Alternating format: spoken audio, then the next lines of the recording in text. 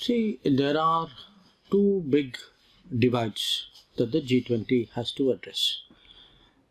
One you mentioned, which is, you can say, the East-West divide because of the Ukraine conflict. But there is a bigger divide, the North-South divide. Divide of development, divide of growth, divide of health, of education, even of climate action. So India today is, I would say, somewhere in a center. We have to find a solution for North-South.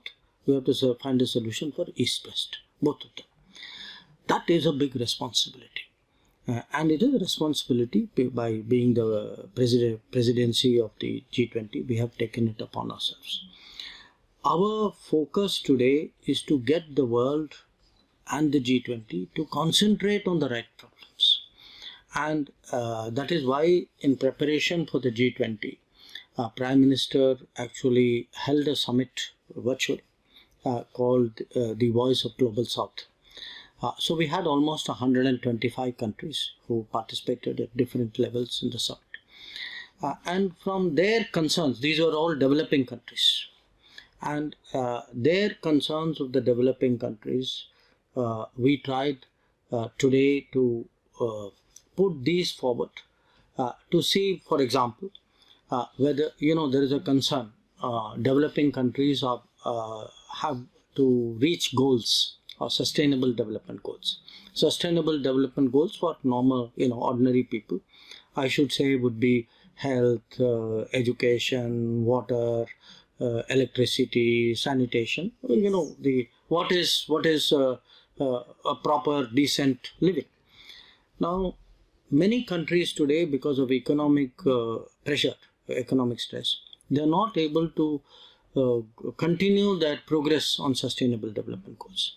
There's a second issue, which is climate. So everybody accepts climate is a very big issue. But to deal with climate, you need resources. Okay. Now the developed countries, keep promising resources, but they don't actually deliver on their promise very often. So how do we today get green financing? Because if we don't do something about, the people who will be most impacted by climate will be developing countries. So that is also today a big issue. So I'm giving you two examples. But there is the issue of debt.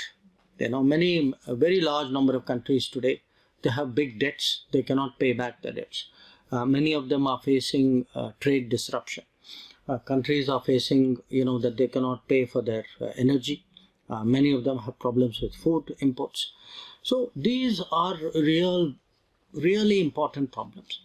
And India has taken it upon itself to make these problems the center of the conversation.